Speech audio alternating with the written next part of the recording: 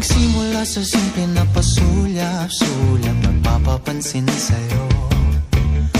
Umabot sa palitan ng mga mensahe, kilig na kilig ako.